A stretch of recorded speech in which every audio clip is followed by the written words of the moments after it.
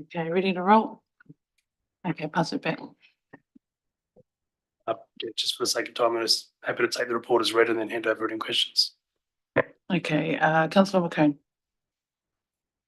The one on the airport, that's the grass runway. Is there anything still in the pipeline for the sealed runway?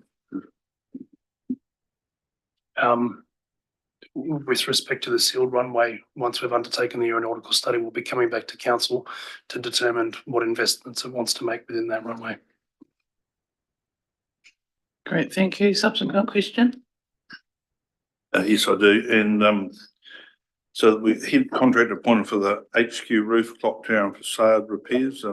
Is there a number with that, and when's that due to be started or looked at? Sorry, the document outlines that we're about to undertake a request for proposal or a request for tender process. So we don't have a contractor awarded that work as yet. We're unsure on timeframe yet because we don't have proposals back from contractors, but we're anticipating it's likely to be September this year. Thank you. All right, any other questions? Councillor Blackford, then Councillor Hopkins. Thank you. Just on the airport as well. I was interested with the AvSafe briefing that we had, the comment around the mandatory frequency zone versus common frequency zone. Given that information has come to light, has there been any consideration given to that, either from ourselves or the airport users? When considering whether we'd go with a common frequency zone or the mandatory broadcasting zone, we had a discussion with the Civil Aviation Authority. There's a process that's required to go through for the mandatory broadcasting zone, whereas there isn't one for the common frequency zone, or it is to a lesser extent as far as with Civil Aviation Authority. So we wanted to instigate what we could change rapidly rather than the process that would take a bit more time. We will be looking further at instigating a mandatory broadcast zone, but we wanted to put the common frequency zone in place for now to at least get some improvement in the communications whilst we undertook the remainder of that process. Thanks. Thank you, Councillor Hopkins. Yeah, thank you. Look, I have a number of questions. On page 5, there's a reference to community housing and a project for the scheduled to commence on the 1st of June. Led by Victoria van der Speck. I'm just curious, I thought we had appointed or the Stronger Whites actually had appointed a community housing officer, and I'm just wondering why that person isn't doing that work. On the next page, there's a reference under risks and opportunities with regard to the harbour. Review of harbour risks requires further investigation, and I'm quite surprised. I'm just puzzled at what this review of harbour risks might have thrown up that we weren't aware of. And can more information be made available to us about this identification of elevated lead levels on the Holmes Wharf mole? And why? Well, we see it's delayed the reticulation of services, but I'm puzzled as to how those lead levels could have got there in the first place. Okay, thank you for that. We've got 3 questions. The first one around the housing, and then the other 2 questions around property stuff. Thank you. With respect to the housing project and council's role in community or social housing, our housing solutions advisor will be on the project team that is looking at that investigatory work. They're just not the one that's leading it. In terms of the the lead levels, testing has shown that there are lead levels, elevated lead levels, which is restricting somewhat how we're able to install reticulated services. We can bring a further report back to council if you so wish, but essentially we're just dealing with the fact that we've found them rather than necessarily looking into how they've come to be. Obviously, that area has been a focus of some industrial action over the past 150 years or so. So tracing back exactly what the contaminant might have been is likely to be difficult. And sorry, I can't remember your third question. I think that was all.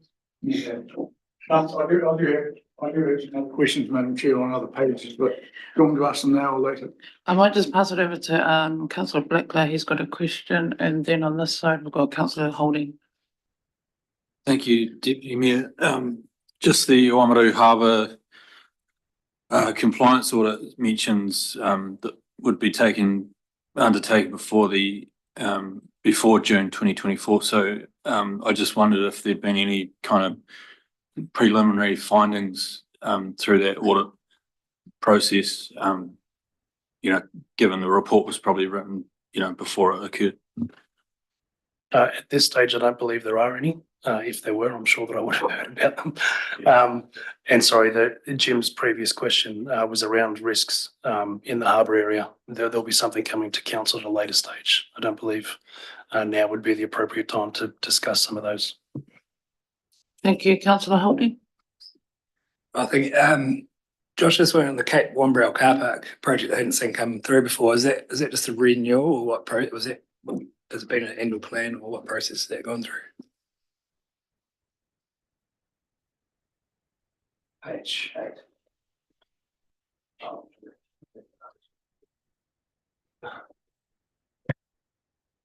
That's one that Lindsay can respond to rather than myself.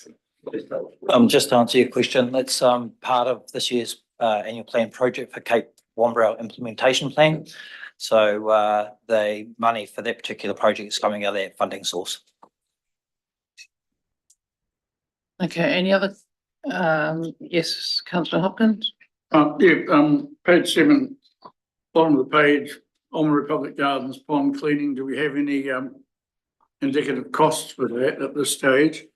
On the next page, we're looking at investigating suitable rabbit control options on Cape. I've been going up there in the evening, and the area around the lookout is just infested with rabbits. It seems to me the only way we can perhaps deal with them is revert to the old system of using somebody with a silencer and a rifle at night. Is that what? More seriously, no, we used to do that. And stopped after that terrible event in Christchurch. But I'm just wondering if something like that is realistically the only option we've got up there. All right, through the chair to answer the first question, I believe we've got a budget about 200K for the Oamaru Public Gardens for the cleaning out of the ponds. We do have an idea of how we can do that. We have gone through a bit of a investigation to try and determine kind of the best approach, and generally the approaches that come to us have been quite dear. So we are trying to get the best bang for our dollar, put it plainly. We will advise once we work down that track a little bit further, but we do have a preferred approach, but I really want to do that investigative work before we really lock it in. As to the Cape Wombrel rabbit control, there's many ways of skinning a cat, but we are looking at what's going to be the most effective option, and to be fair, it's probably going to be a multitude of options, with shooting possibly being one of them, and we will go through the required approaches and legal processes to make sure we're doing that in a safe manner. Thank you. Two final additional questions. One on page 9. This reference at the bottom to the Ardgowan Dam and how it's now been registered as a dam, and we've commissioned Tonkin and Taylor to do specialist works. Do we have any reason to have any concerns about the dam? And now that it has been registered as a dam, are there any financial or public safety issues that we need to address? And finally, on the next page, a revaluation. There's a reference to water services being done again this year. The revaluation is in August. I thought we were told a couple of days ago or a couple of weeks ago that the revaluation this year would be roading. And if it is roading, why are we adding water to the bill? Because it's just going to bump up the rates. Through the chair. Regarding your question around the Ardgowan Dam, I personally don't have any concerns with it. It's been there since 1880. It's a classification thing under the Building Act, I think, from memory. There will be some minor remedial works which will need to be undertaken to address a couple of the issues that the consultant has identified, but I don't see them as being significant in cost, so to speak.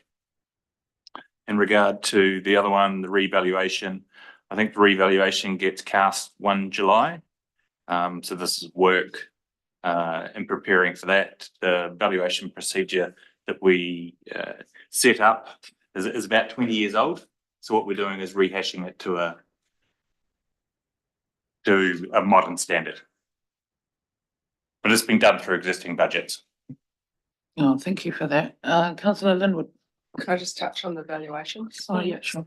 Just the discussion that we had the other day, you talking about when the auditor was here. Yes. So we do 3 yearly valuations. Waters will undertake its 3 yearly valuation on 1 July 24. That'll be booked in the 30 June 24 financial statements.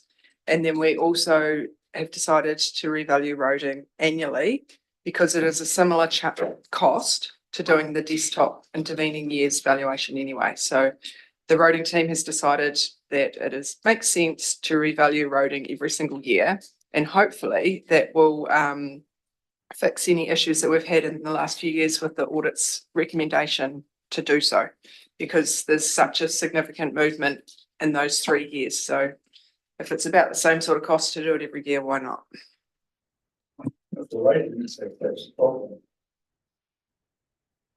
We have to pay to have the desktop review in the intervening years to ensure that the cost that we're carrying in our balance sheet and the annual report is not significantly different to the actual fair value of the roading assets. So we have to do that exercise, have that independently reviewed.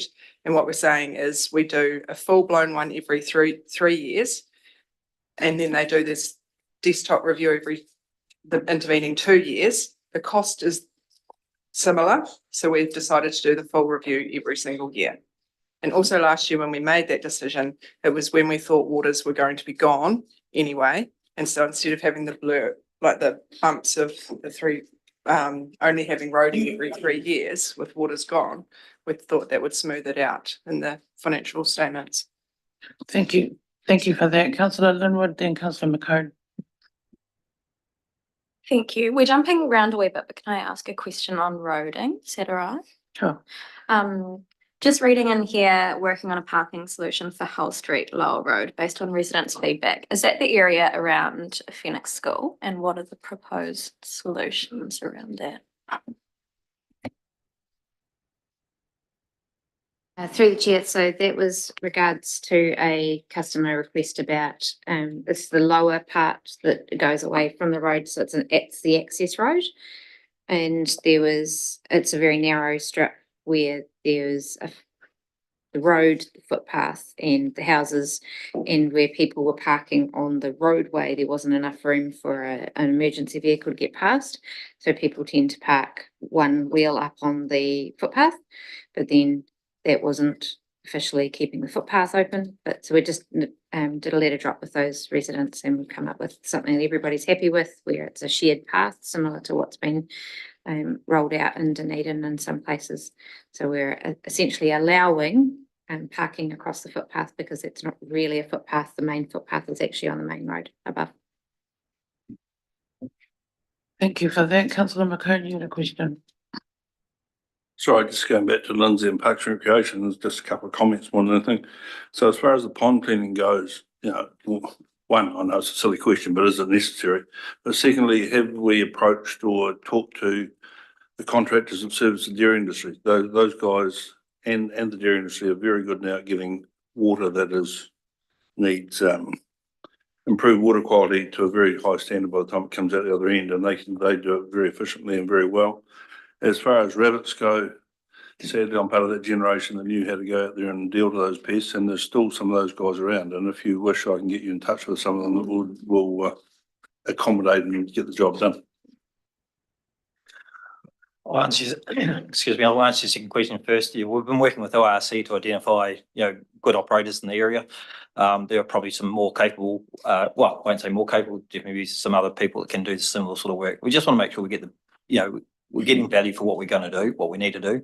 It's been identified by RC that we do have a couple of areas that are quite high in pest population, so we need to be able to knock that those numbers down to actually get a desired result and bring it back within the thresholds that they want. So, but in the end, if you've got some people that are interested, by all means, let us know, because there may be some opportunities to look at alternative methods that can be successful. And if people are keen, then why not look at it? We are quite keen to support volunteer input, volunteers. So, if we can do that in a safe manner, then why wouldn't we look at it? So, pass on those details to me, that'd be fine. As to the ponds, we've done there's been a lot of work done by Eric Vandersbeck just in investigating what needs to be done in that space. We do have issues with high pollution levels in there, so there is things that we can do and we can't do. We have investigated we've discussed with ORC about options of discharging water into the creek, and that's been met unfavourably. So we need to try and do our best to try and manage what we've got on site. So our preferred option at this stage is to kind of make a bit of a wetland, so to utilise some of the material out of the ponds, reshape some gardens in there, and look at planting it with plants that can take out some of those high nutrient loadings or chemical components anyway. So hopefully we'll make the water deeper and reduce the issues of algae or potential algae blooms in the future. But if we need to work with the dairy industry or Irrigation New Zealand or any of those bodies, we're more than happy to do that as well. Thank you for that. Any other comments in regards to the assets update?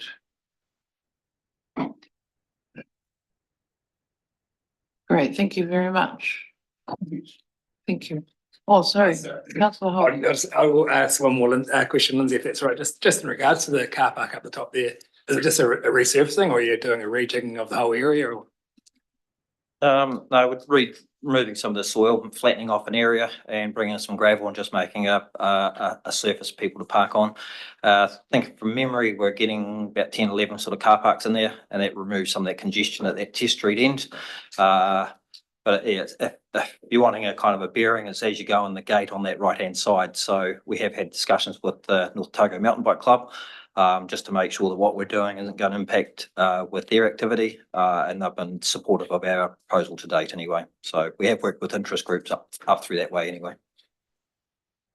Great, thank you very much for all the updates and for all your hard work. Oh, sorry. Welcome there.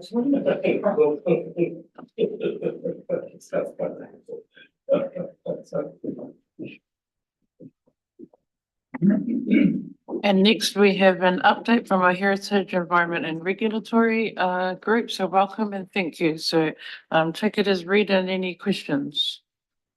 Yes, Councillor Hopkins. I have two, Madam Chair. The first of them on page 15.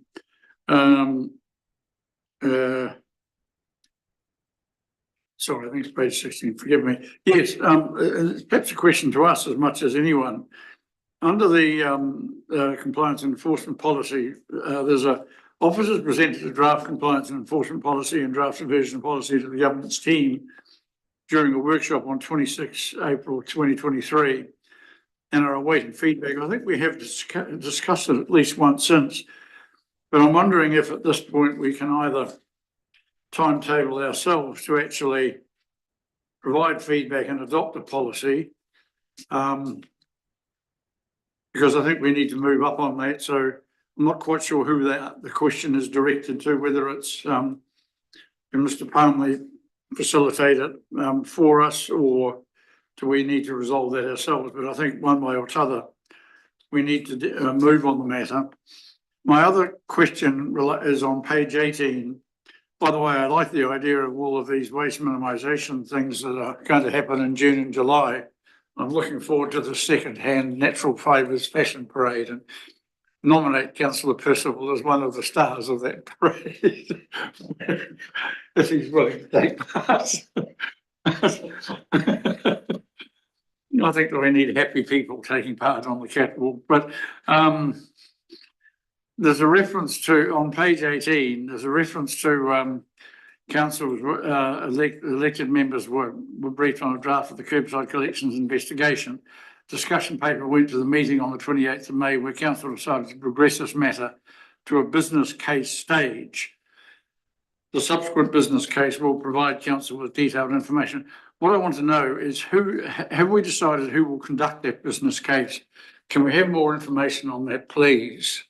I have had some conversations with our waste minimisation officers, but I'm wondering if we have as yet alighted on a party to undertake the business case study.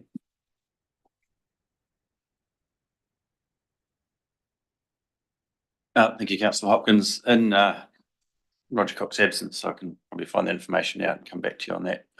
Yeah, I'd have to talk to him about how that's progressing. Thank you. Any other comments or questions? Yes, welcome back, Mayor Kutcher. Yeah, thank you very much. I'm quite happy if you just carry on doing what you're doing in the chair. So, but yeah, I just have a question on page 18, and it's around the Otago Climate Change Group and looking at the potential for sequestration in each district. And I'm wondering what that's about. Is it looking at how much land we can give over to carbon forests, or is there something that's going to be more constructive than that? Thank you, Mayor Kutcher. Previously, the Otago Regional Council have done a sort of a balance across the region in terms of all the carbon emissions for each district and the sequestration. So you get a net result based on the kind of forestry offsets effectively. So this study will look at those, I guess, future opportunities for sequestration, notwithstanding there's, national policy statement or New Zealand National Environmental Standard, on commercial forestry that governs that now. But yeah, it'll be looking at that kind of opportunistic aspect of it, which will run alongside what we already know with the emissions reports I've provided previously. And it does include all of our district. We've made sure the work that's being done includes the part in Kenilworth. Yeah, be good to know a little bit more detail about what they are looking at and whether we actually support it, and particularly if we're dedicating any resources to it, to this work itself. It's one thing to look at offsetting our own emissions. It's quite a different story if we're looking at using up our productive land to offset someone else's emissions. So be good to have better clarity on that particular project as it progresses. Thank you. Yeah, there's no real staff time or resource. It's all ORC funded at the moment, but yeah, it'll provide that kind of potential. At this stage, doesn't commit us to anything. Thank you. So can we get a time frame for resolving the draft compliance enforcement policy and draft diversion policy? I think we need to, it would be great to have both adopted, and I think it would be helpful to have a time frame to actually achieve that. Thank you. I do recall we had discussed it at our governance team, and yeah, no, you're correct. I think it does need some dedicated time. Mayor Kutcher, you were going to make a comment? Just that it's in our hands, the governance team hands, and I think there was a small group of councillors allocated to progress that one. So yeah, something that probably we should look at for our next governance team session on the 18th of June, where we look at where it's at and look what we can do to progress it. Thank you. Any other comments? Yes, Councillor McCone. Sorry, I've just gone half asleep and Roding sneaked past me. I just wonder if Paul could answer it. I'm wondering why Becca has been contracted again to assess the coastal erosion along the Waitaki coast. Have we not done that? Thank you, Councillor McCone.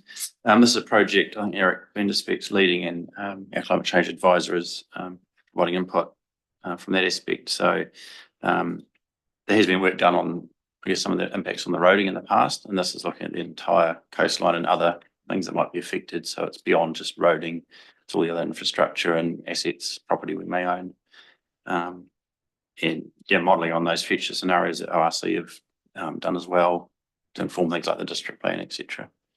So it's sort of more future looking in terms of what we might need down the line in those short, medium, long term areas. So as we know with the roading, there's been, in rail in particular, there's been some sort of short-term works, putting rock and that in place. It'll look at whether that's, you know, how sustainable that is in various areas. Other areas it might be a retreat like we have done with parts of Beach Road. Thank you. Any other comments? Looks like some good work being done in the Enviro schools area as well, with education and in the community, which is really good. Okay, I'm on to page 20. Any other questions there? Or comments?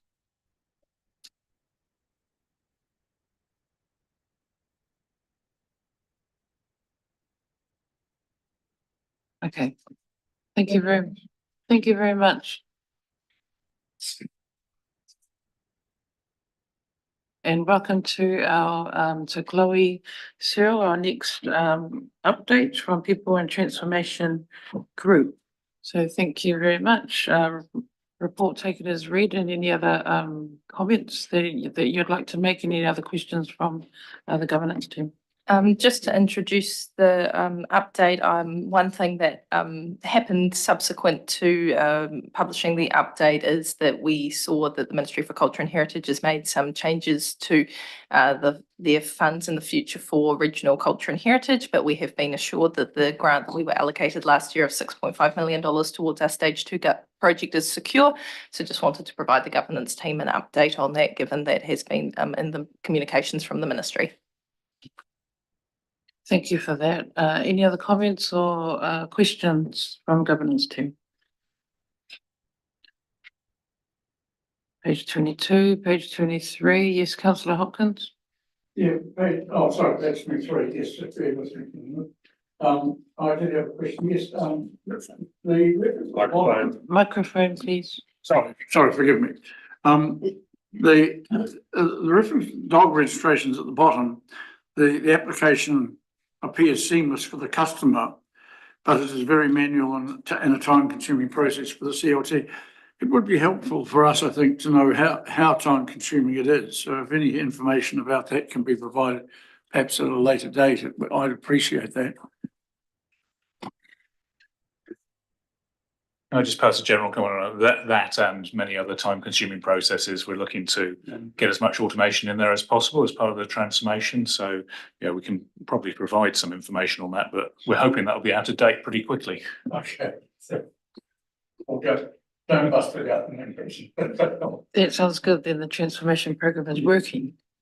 Okay. Move forward to the next page. Oh, yes. Yes, Mayor Kitcher. Yeah, and just on page 23, just the rates rebates, great to see the number of rebates that are being processed. Do we have any idea of how much more potential there is? How many more people might be eligible that aren't applying at this stage? And looking at how we might target them more directly as far as making them aware that the opportunity is there and help them through that process. So that's the first one. The second question is on the lakes camping. Do we have a comparison with the previous year on the overall revenue, how that's gone? And thirdly, the monthly waste management billing, it's just understanding what that was actually, what's the billing that happens there? Thank you. All right, I'll through the chair, I'll have to take those questions away and speak with Pam Hicks and come back to you. Thank you.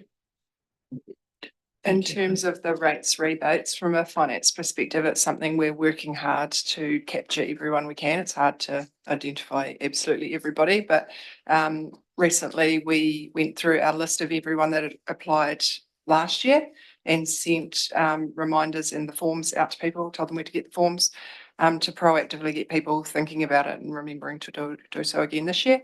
And we'd also like to send it out as part of the first instalment in the new year. So just be a bit more proactive, getting the awareness out in the community that people can apply for those. We did a big push through comms and on our website as well at about the same time. It might be helpful also just to send something through to MSD as well for any yeah, out to the community providers and through Stronger Waitaki as well.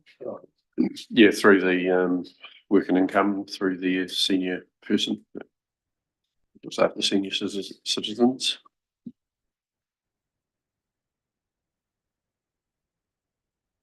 Okay, any other comments or feedback? Moving on to page 24, 25. Yes. Yes, Councillor Madam Chair, Hopkins. Chloe, just wondering if you could pass on to the library. I think it would be helpful with regard to the reference to the multicultural playgroup coordinator running sessions and also the stuffed toy sleepover and the children coming along for a story time session. It would be helpful in these instances if we actually had numbers of attending. I mean, a lot of these things seem to be good and great things, but I'm interested in knowing how engaged the community is with them. And I'm sorry to be kind of a bit anal about it, but it would be helpful to have the numbers. Through the chair, yes, happy to pass on that feedback to the library team and ensure in future reports we do have those numbers there as well. It might be, from my perspective, it'll be helpful to have the impact, like the outcome on the families that are taking part in it. That would be productive. Thank you. Any other comments or questions? Moving on to page 26. Lots of good programs that the library and the team are running, which is good to read. Page 27. Yes, Councillor Hopkins. Yeah, Madam Chair, I'm just wondering if, again, one treads into these areas with some trepidation, but I would simply note with regard to the Mataranga Māori that no ethnic group in this or cultural group in this community or any other has a monopoly on spirituality and beliefs.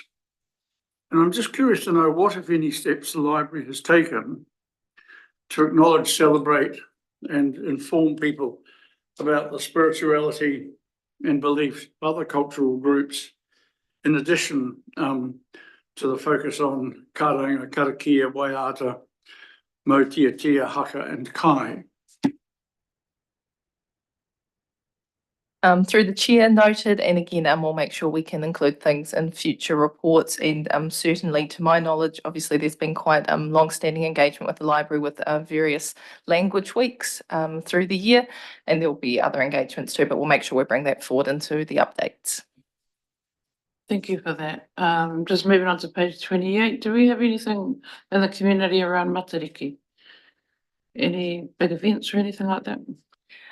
Through the chair, there is some planning for Matariki with some changes in staffing, and I'm conscious of the timing for the transformation program, and especially with the impact on staff. This year's Matariki projects are a little smaller in scale than they have been in the last couple of years, and it's also been with the availability of iwi with some of the draws on their time, but there are some events planned and we hope to have some communications going out about them to the community shortly. Great, thank you. Any other comments?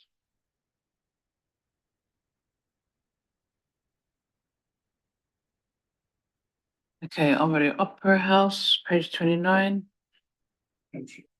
Yes, Councillor Hopkins. Yeah, just one question. And only I'm thrilled to see the numbers used in the theatre, the Opera House, and also the news of the 3 conferences this year, the largest of them having 350 people. Are we? Do we know who those conferences will involve, or are we able to find out at some point? Through the chair, I don't have that level of detail, but we will have that recorded, and I'll be happy to supply that to you outside of this meeting.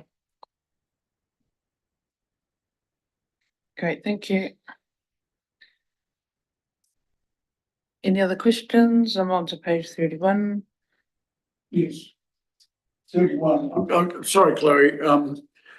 I remain concerned at the numbers at the gallery, and I'm probably asking what, if any, I know we've got a new director, and I'm not relating the curator's position to the attendances, but quite clearly they're trending in the wrong direction for this year at the moment. for the first 3 months or 4 months anyway.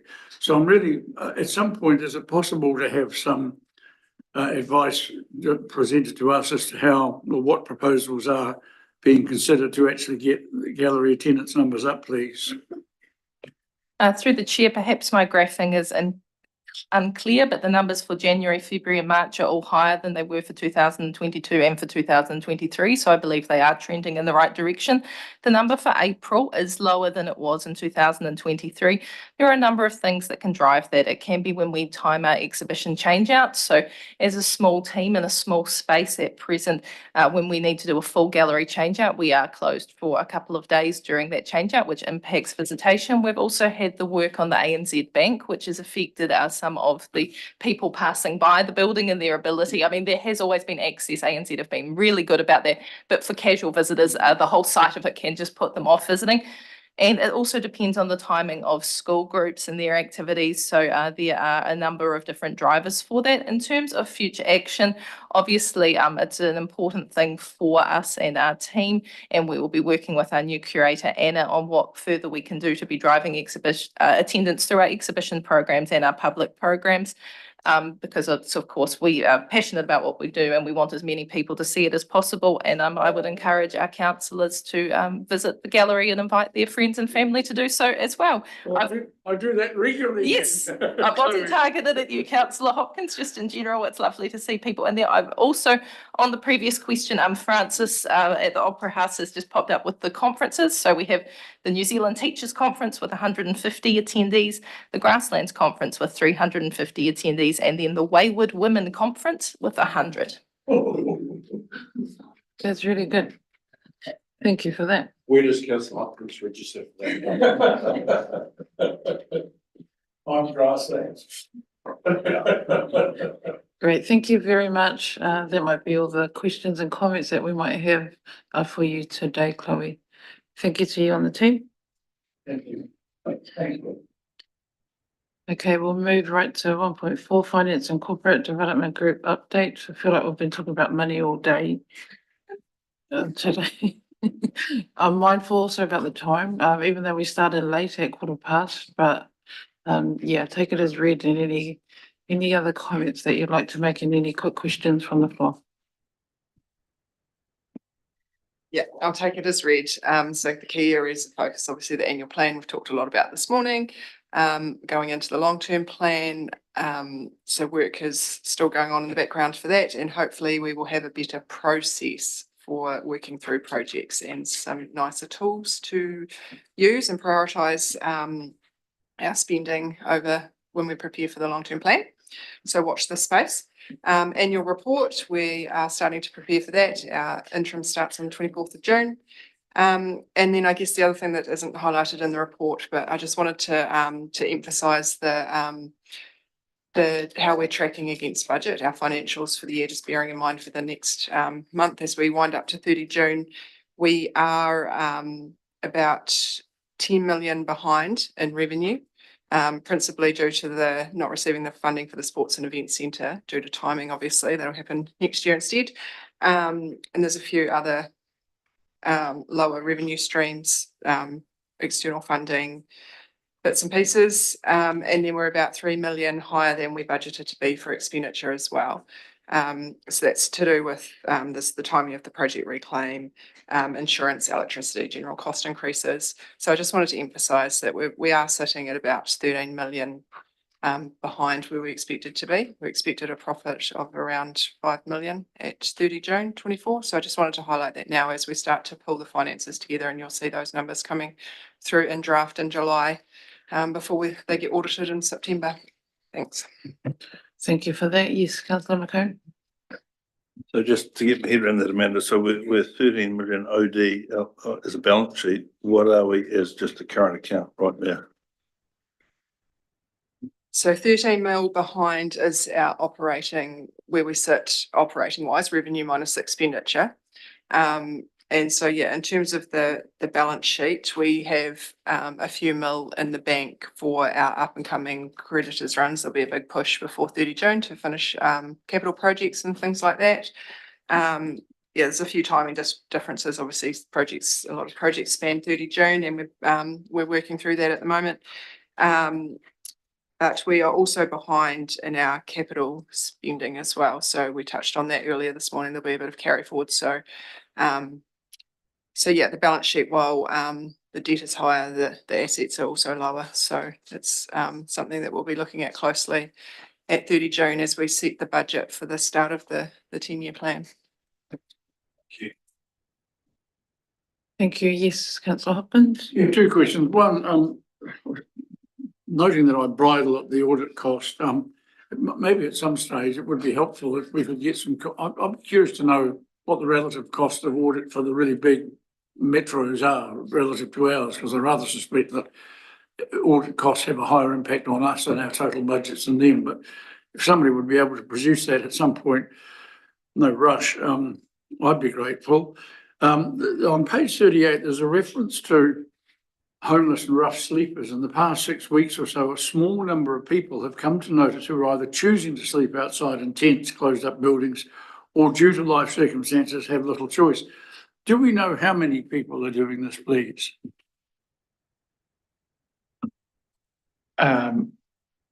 Unfortunately, due to staff illness, Jason isn't available to answer questions on that part, so I'm not quite as aware, but it is still a relatively small number of people. It's just probably more noticing an increase, but it's certainly not a large number. Thank you. Any other questions? There's some good programs that Stronger Waitaki team are delivering, which is really good to see. And hopefully it'll help support some of the comments that you just made, councillor Hopkins, as well. It's becoming more visible to us now. It was there, but there's a lot more financial hardship and mental distress. So it's good that the priority areas that Stronger Waitaki team are focusing on are aligned with what some of the community providers are needing to do, which is really good. Also good to see Mayoral Task Force for Jobs working well as well. Any other questions? Cool, thank you.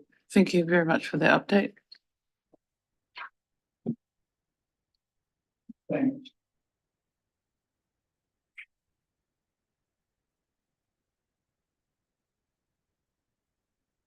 Welcome. Our next update is from our information technology, IS and digital projects. And thank you very much, Ms. McCullum, for coming along. We'll take the report as read and any other opening comments you want to make, and then we'll just go straight to any questions and comments.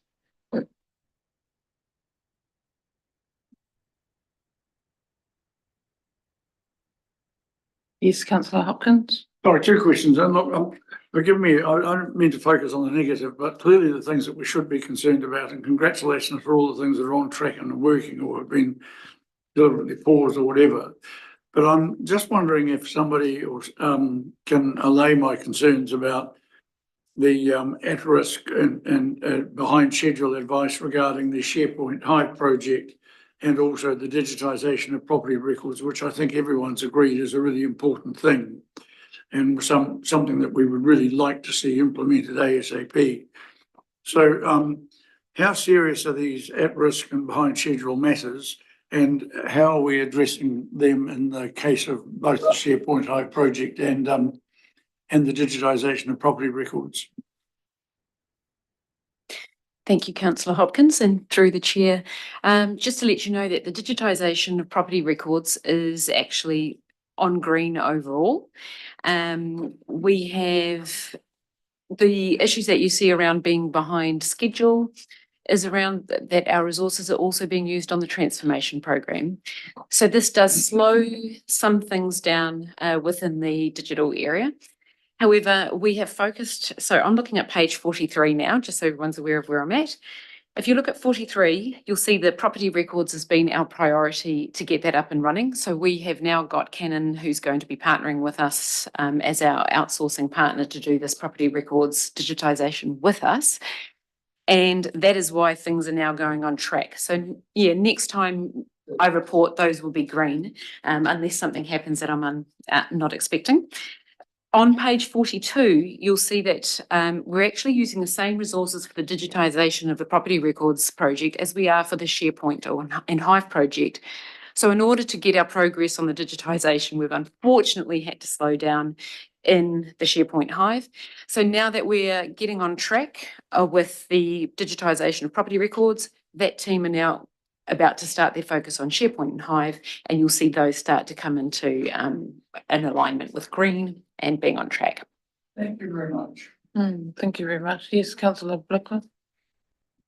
Thank you. I just had a question regarding the unplanned outages. And just wanted to understand the risk in that space and perhaps maybe just clarifying, does the work that's happened around business continuity and the server backups, is that kind of working to appease any issues in that regard? And secondly, do we keep a record of the effort or resourcing required to deliver on Lagoima requests? Through the chair, yes, thank you. I'll actually pass this over to Scott, who this is his team. Okay. Through the chair. Yes, so the backups will help mitigate if there is an outage. It'll give us that backup and be able to restore in a timely manner. It doesn't affect the stability of the system though. So other steps being taken to improve the stability of those, so where we sit them, how we manage them and how we look after them, will be what affects the stability of them. But the backup is solely around what we do if there isn't a way to recover with the existing system. With the Lagoima, we are tracking the time that the IMA is currently put into it. We track all of that and we're working on getting better estimates out for the outlying departments that are also feeding into these Lagoima processes, and we'll have better tracking on that going forward. But at the moment it's solely the IMA time, which is what we report on. And when we say IMA is Information Management Advisor. So those are the people who are servicing those Lagoima requests, who go and look for the information, work with the council staff members, redact any information that needs to be redacted, those sorts of things. So that's what the IMA people do. And with those unplanned outages, you will find there is always an element of an unplanned outage within the digital area. Just to give you a little bit of background on that, our map, you will actually see that features both February, March and April. And that's because we've been having an operating system issue, which we are looking to resolve by the end of this week. So it may not be around backups and things like that, but there are issues around the compatibility of the operating system with the software and those sorts of things. The WDCM internal is just the internal Wi-Fi. So, these are not massive outages that we've been suffering at the moment. So I'm comfortable, even though you're seeing those outages, that they had a minor impact to the running of Waitaki District Council and the ability of our team to get the job done. Thank you. No other comments? Awesome. Thank you very much for that report and that update. Well done. All right, we've got about 2-3 more reports to work through.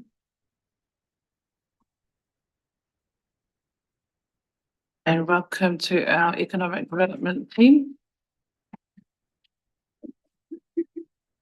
We'll try and be quick. I'm sure you're all very hungry. Thank you for the opportunity to come and talk about the economic development update. I don't know if you've had any updates on the census so far with the Stronger Waitaki team. So I thought I might just give a quick headline because it's good news in that our district has grown. Those of you who've seen the very good report that Kayla has put together, we've grown by 5.2% since 2018. And like the rest of New Zealand, we are becoming more ethnically diverse.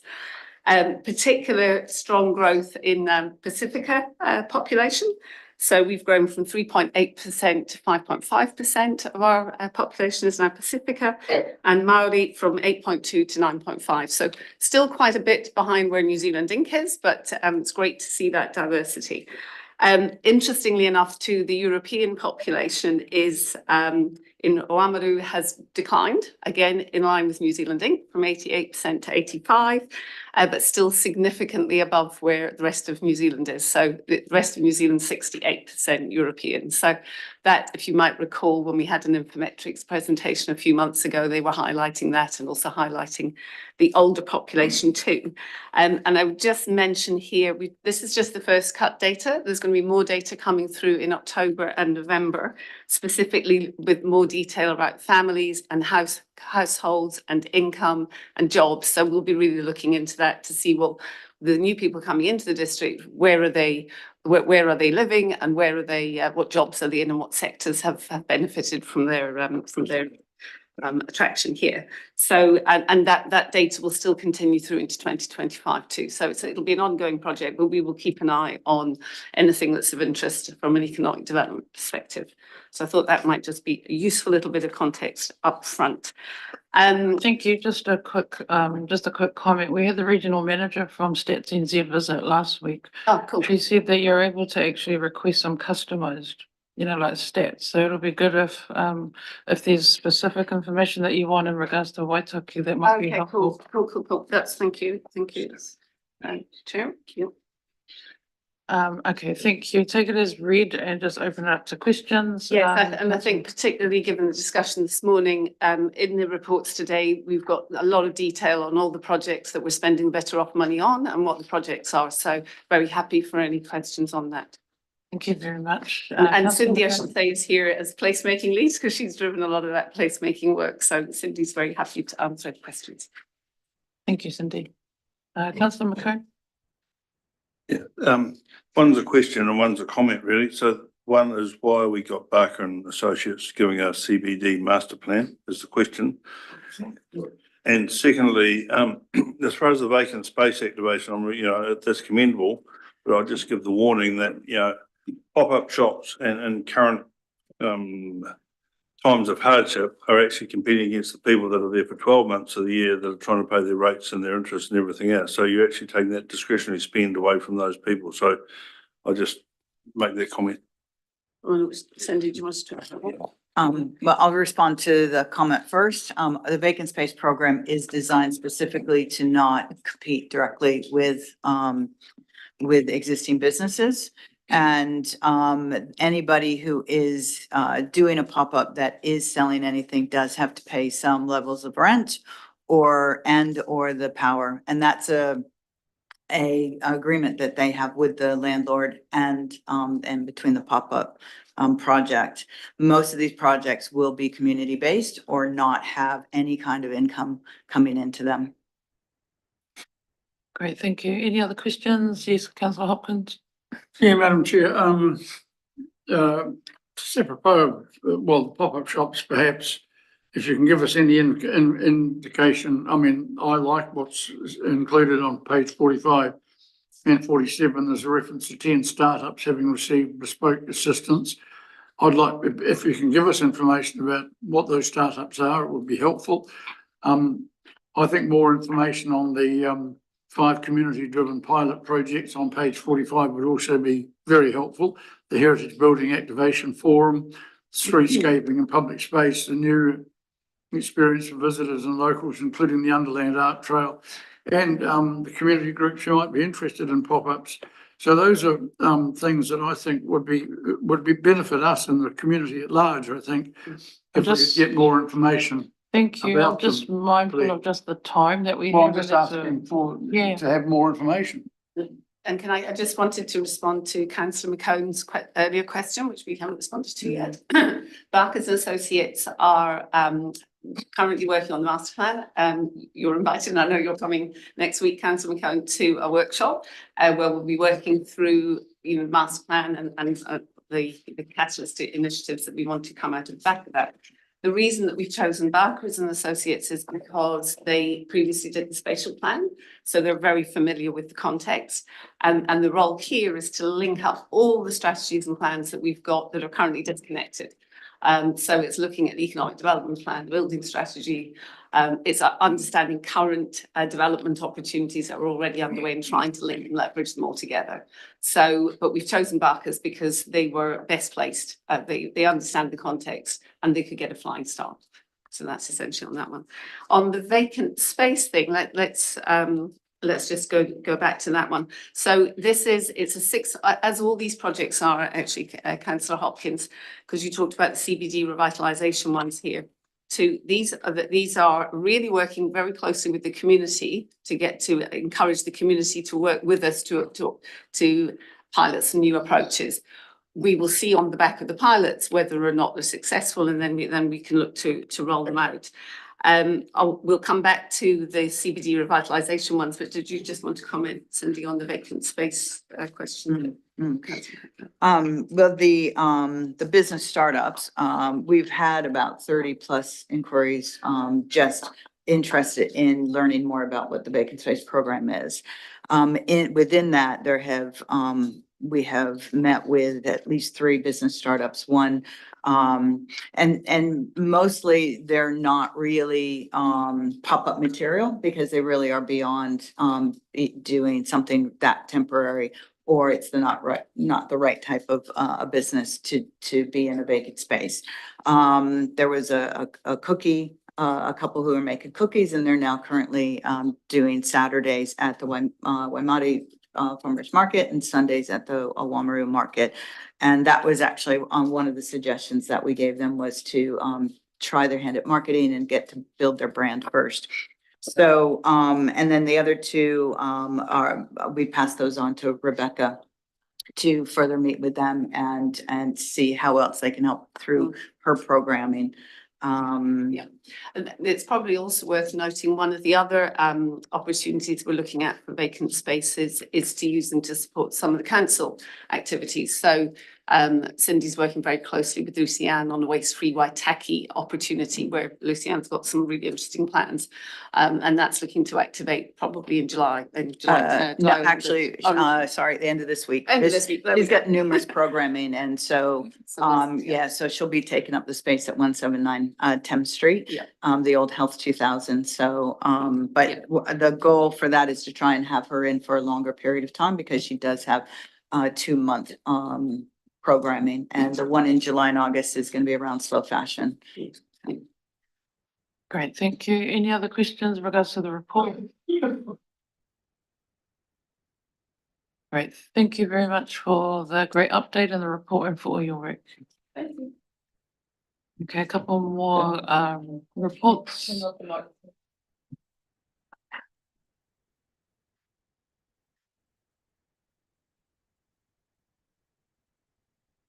Thank you and welcome to Sonia.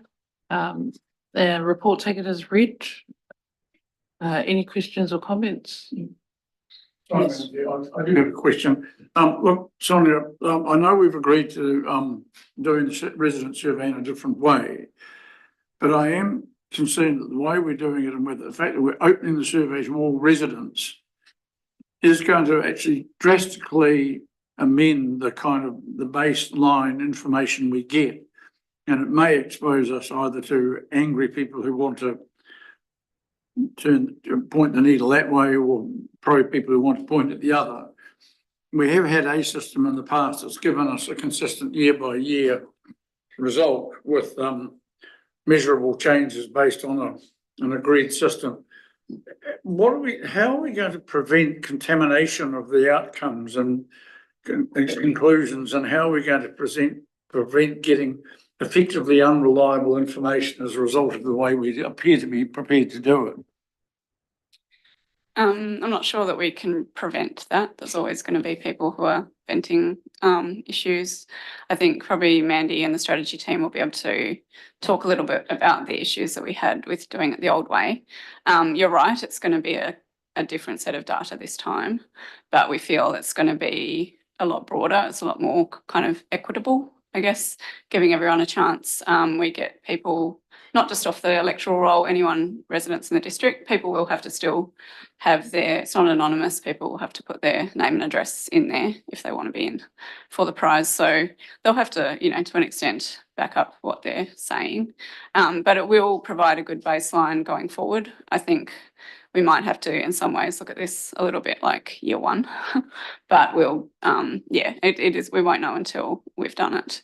I think it will have a much broader reach. I think people are really excited. We've already got more feedback than we have ever before so far come in. So I think people were excited to be able to be involved, whereas they felt like the old process was a little bit exclusive. So I think there are positives as well. Great, thank you. No other comments? There's a lot happening in your team, which is really good to see. Thank you for the report. I think that might be about it. Thank you very much. All right. Okay, welcome to Bill Nelson, Health and Safety Update.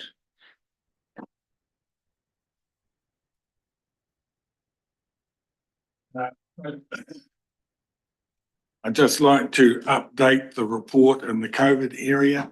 Since this report was written, the government has gone ahead and is going to provide free RAT tests until the 30th of September. So it's good for the community at large. Apart from that, I would like to take the rest of the report as read and welcome any questions. Thank you.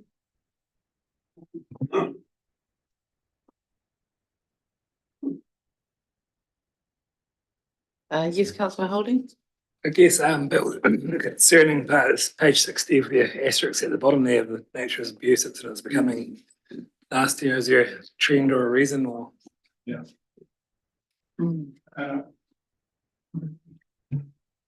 As has been spoken quite a bit today, the community out there is a bit more stressed and in their dealings with us, sometimes we wear that. The fortunate thing has been that we have prepared our staff with situational safety training over the past year. And I have to say, in terms of what is coming through, the detail of the approach they're taking is mitigating the risk and stopping flare-ups with most people. There are always going to be people that you can't reason with, but I've been very pleased with how the staff have responded to the challenges. Thank you. Yes, Mayor Kuchar. Hi, Bill. Just on page 60, just the categories down the bottom, property, environmental and council near miss. Yeah, it'd be good to get a bit more of an understanding what they are about. A further breakdown perhaps or something, but we've got quite detailed aspects in some of the other parts, but yeah, just not sure what is property, for example, was that could pertain to. Right, I'm happy to amend this by putting supplementary data on the back that carries forward for those interesting categories. Do you want to see it before the next update? No, from the next update. No, just if there's anything you can comment on now that you think we should know. If there's not, then that's fine. We'll wait for the next. It's all being well managed. Thanks. Thank you. We've got Councillor Percival, then Councillor Binkler. Yeah, Bill, through the whole agenda here, you've only got 5 cases of abuse. That's pretty good considering that we have so many staff and there's no indication or acknowledgement of any bullying or carry on like that within the organisation, or do you not record that? Things that, through the chair, things that are employment related, if it's internal, are dealt with by HR directly. I'm made aware of it. I make sure that they've got appropriate support in place. And that's the extent of what I supply. In terms of external against our staff, they come up as incidents which process into these results. As I keep saying, and there is a comment in there, it's a continuing education to encourage people to put the incidents in. I know in my gut that there's a lot more, but if they don't record it, I can't bring it forward. So, yeah. Okay. Thank you, councillor Blacklock. Thank you. I just wanted to confirm, Bill, with regards to incidents that occur. Is there like a framework or process in place whereby as an incident or near miss occurs, it's elevated based on the level of risk or the actual impact to the necessary, layers throughout the organisation as the situation presents itself? And secondly, do we assume that the property classification there includes incidents that take place at the airport, or is that still not included in the health and safety information? Through the chair, councillor Blacklock, a couple of very good questions. The airport is separate. There is its own health and safety system out there. It's run through property. I keep in touch. I will be moving to bring them into the fold of the other council information. It'll be the same for harbour and that over time. So that's the answer to that question. The system itself, when anybody raises an incident, it goes through our health and safety software called Safe Hold. A copy goes up through, notification wise, through the line management, up to group manager level, and then a copy goes to Paul and myself. I triage every incident. We have determined, long seated, that incidents at the pool that are generally what you do at a pool, they run, they scrape themselves, etc. We do not investigate. All staff incidents are investigated to the extent necessary. If it's lower level, I would have the one-up manager review and investigate. I would also give pointers if required, the sort of things that I'm looking for. Anything that's relatively serious, I would be doing the investigation. Anything that becomes major harm, where we get independent people in, so there's no bias. Great, thank you. Any other comments? No, thank you very much for your update. Thank you. Okay, and then the last one is our update from the Grants and Awards Subcommittee. We'll take the report as read, and that looks like just an information for us to have to note.